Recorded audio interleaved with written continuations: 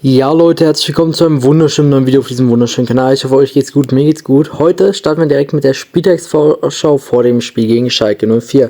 Es wird sehr, sehr interessant. An dieser Stelle muss ich auch sagen, sie haben einen sehr, sehr geilen Trainer. Erinnert mich sehr an Fiedler, menschlich sehr, sehr top. Auch fachtechnisch einfach sehr, sehr interessant. Und an die ganzen Leute, die hier bei der Pressekonferenz schon schreiben, Fiedler muss raus und so.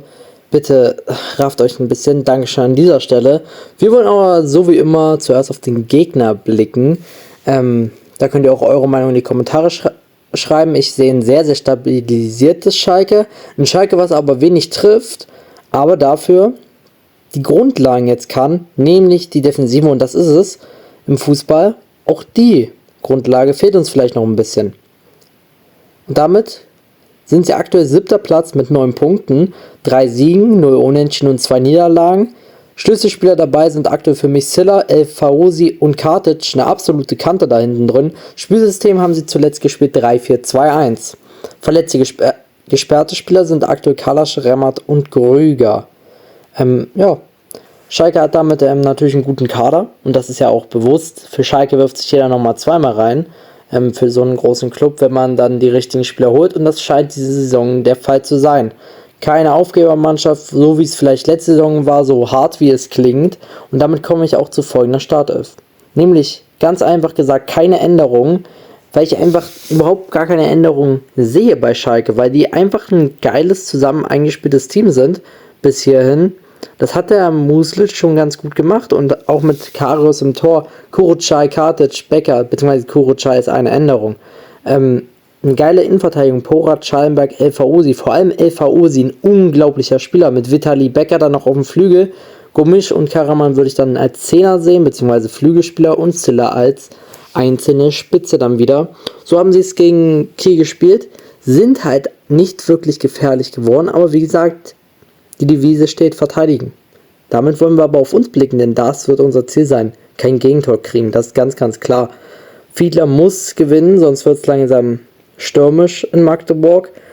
Auch das ein Thema, was man definitiv ansprechen muss. Jedoch vertraue ich sehr an ihm und ich sehe da auch persönlich was Großes hinter ihm. Man muss nicht direkt alles schwarz machen nach 5 Spieltagen. Es gibt insgesamt 34. Deswegen, und ich glaube, die Schalker wissen ganz genau, was ich damit meine. Manchmal braucht es einfach Zeit und den richtigen Funken und das richtige Spiel, womit dann alles umgeworfen wird. Damit kommen wir zu den Fakten. 3 Punkte aus 5 Spielen sieht jetzt nicht unbedingt gut aus. Ein Sieg dabei nur gehabt gegen Dresden, das Derby. 0 Unentschieden und 4 Niederlagen. Schlüsselspieler dabei sind aktuell gewesen Mathisen. Mal schauen, ob er es wieder werden kann. Ich sehe ihn in der Verteidigung eigentlich als Schlüsselspieler. Hat jetzt aber zuletzt nicht gut gespielt. Hyrien und Artig. Spielsystem wird das 4-2-3-1 sein, so wie im letzten Spiel. Verletzte gesperrte Spieler sind aktuell Bokonscheit, Heber und Zukowski. Also damit eigentlich auch wieder fast die beste Startelf. Ausgenommen von Heber, der hat nämlich gegen Bielefeld sehr, sehr gut gespielt. Auch das muss man ihm dann wieder geben, denn da hat er eine richtig gute Leistung gebracht. Und damit zur möglichen Startelf. Ich habe was probiert. Ich sehe Reimann im Tor. Für Heber und Bockhorn sehe ich Sogovic ganz klar rechts außen. Er hat es für mich gut gemacht, hat sich damit den nächsten Einsatz verdient. Mathisen und Hugonet würde ich noch einmal probieren in der Verteidigung. Wenn danach wirklich alles auseinanderbricht, musst du die Beine rausnehmen für ein Spiel. Wirklich, ich weiß nicht, was aktuell mit den beiden los ist. Musunda sehe ich wieder links außen. Ich glaube, das ist keine Frage. Hyrien natürlich im Mittelfeld mit Stahlmach. Für mich ist da definitiv gar keine Wahl, denn Stahlmach hat es richtig gut gemacht. Grieb rechts außen, Ulrich dann auf der 10er-Position und Artig links außen. Unaiwu sehe ich dann in der Mitte. Und damit haben wir eine richtig geile Startelf nominell. Mal gucken, ob das dann auch so wird. Und auch eigentlich eine, die sich dann einspielen kann. Die ist jetzt so das erste Mal zusammengestellt, auch das muss man sagen.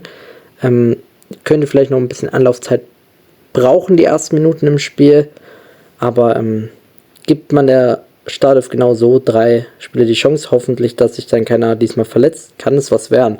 Mein Tipp hier ist ein 2:1 für uns. Es wird ein unglaublich spannendes Spiel. Schalke wird es uns unglaublich schwer machen. Aber ich habe ein gutes Gefühl bei Fiedler seiner Arbeit. Ich habe ein gutes Gefühl und gutes Vertrauen in diese Mannschaft. Denn nominell ist die richtig gut. Und dann muss man nur schauen, ob man das dann diesmal auch auf den Platz kriegt. Und ich bin mir sehr sicher, diesmal kriegt man das hin.